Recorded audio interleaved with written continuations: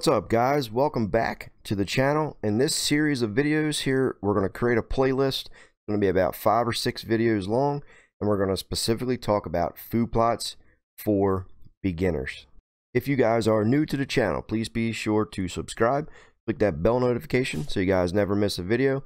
Also, leave a comment down below if you guys have any questions regarding this video. So the other day, I put up a community tab poll on the channel, and I asked I gave a few topics on certain videos that you guys wanted me to do, and the #1 rated topic was food plots for beginners. So that's what we're going to talk about in today's video. We're going to upload these videos, probably going to be about 5 or 6 videos back to back to back, so all week long. Be sure you are subscribed and watching the entire video, because there's so many people out there that want to start food plots and they have no idea what to do, where to turn, and what advice they should take. So today we're sitting in the office, it's raining out, not a whole lot we can do. I want to jam out these videos for you guys because I get excited talking about it, and I know you guys need help. We're coming to the end of 2018, jumping into 2019, and a lot of people, every year, more and more people get into it, and there's going to be a ton of you guys putting in food plots 2019 for the first time ever. So the #1 thing that I can tell you guys to make sure you do, and even thinking about starting a food plot, is location. You have to pick a location. Always pick your entrance and exit. You got to have an area for entrance and exit. So if you're planting a food plot, if it's a larger food plot, then it's not going to probably be a food plot where you're going to hunt over, because a lot of times these big food plots, the deer is going to be their main food source, evening food source, and you're going to hunt that area, hunt the edge, and you're going to get in there, and when it's dark, you know, there's going to be a ton of deer out in that food plot, and there's going to be no way of you getting out of that stand or blind without bumping the deer. It's only going to take a few times to bump those deer off that food plot before they just don't come back anymore, or they stay nocturnal. So pick an area that you know that you can get into or get out of without bumping the deer. After you decide that part, guys, you have to make sure, because I've did this before and I'm going to tell you how you can tell. You have to pick an area that gets enough sunlight, guys. You have to pick an area that gets enough sunlight. Most plants, okay, that you plant are going to need roughly 4 to 6 hours of sunlight. There's no, you know, you have to do that. You have to get an area that gets 4 to 6 hours of sunlight. Most times, I've done it. I've made videos about it. You can plant food plots in the woods, but you have to make sure that you get enough filtered sunlight, 4 to 6 hours of filtered sunlight, for them to grow to optimal, you know, to get your optimal results. Now, there are things that you can plant that's a little bit more shade tolerant. Clovers and stuff are a little bit more shade tolerant than other species of plants, but you have to pick an area that has enough sunlight.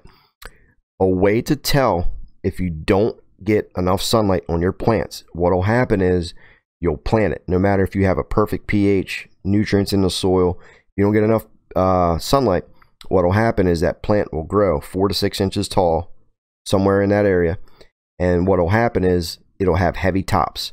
When it gets heavy tops, as in leaves, that first rain or wind, or when the leaves get too heavy, that plant is just gonna fall over, because you'll get heavy tops and a weak root system.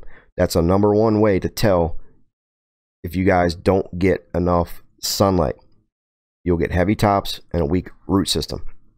So you don't want that, because as a beginner, you want to be able to go out there and you want to see those results. You want to see them, because if you fail, a lot of people, once they fail something, they just don't ever do it again. They just give up. They're frustrated with it, and we don't want that. We want to go out there, plant something, see the results. There's no better feeling in the world than planting something.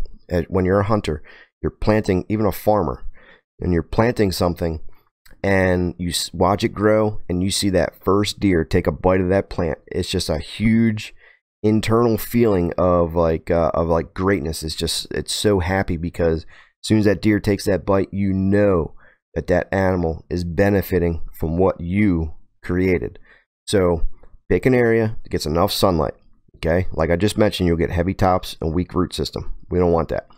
Next thing you do, and it's the #1 reason why food plots fail, is not getting a freaking soil sample.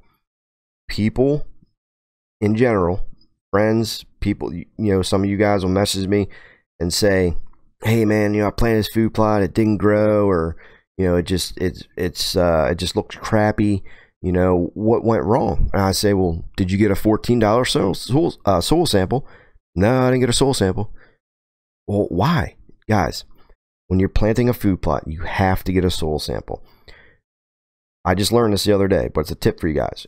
If you have a hill, okay, and you're wanting to plant a food plot there, that highest point you want, that's where part of your soil sample, you want to dig up some dirt at that highest level, because gravity, everything runs downhill. Your nutrients in that soil and everything runs downhill. So at that peak there is going to be your crappiest part of the soil. So grab a soil sample from there. Doesn't take much, you know, a couple cups full, depending how large the food plot is. You want to get several areas, you know, throughout that plot. You want to dig up a little dirt. Take that dirt to a feed store, an ag store, anything that sells seeds. Majority of them places will send that soil out and get you a soil sample. For beginning purposes, all you really need to care about is the pH. Okay, there's other factors in there obviously, but right now just focus on pH. Once you get those results back, okay, make sure that you actually follow what it says. If it says you need 1,000 pounds of lime, you need to add 1,000 pounds of lime. If you need to add 500 pounds of lime, you need to add 500 pounds of lime. Because if that pH is not greater than a 6.5, you can get away with like a 6.2, depending on what your plant. Clovers love pH. Clovers need like a 6.5 or higher. Some things you can get away with a little bit less. But if you don't have a 6.2 or better pH, you're just wasting your money, because the nutrients, the plant can't pull the nutrients out of the ground in an acidic soil. So please make sure that you fix the soil. We did tons of videos on this. Corrected the soil. We spread 3,000 pounds of lime with an ATV. A little bit of work, but get with your buddies. This is the great thing about food plots, is you get with your friends and family, or whoever it is that you plant food plots with, and you guys get together, you work together, you plant stuff. It's just a huge feeling of greatness when you can get out there and do it. But please make sure you fix the soil.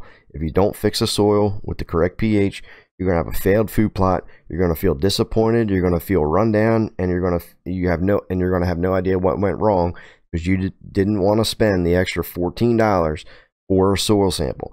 You plant a food plot and you do not get a soil sample, you're wasting your money, you're wasting your time, and you're wasting all your friends' times, because it's just not going to be the best that it can be. It's not going to be palatable.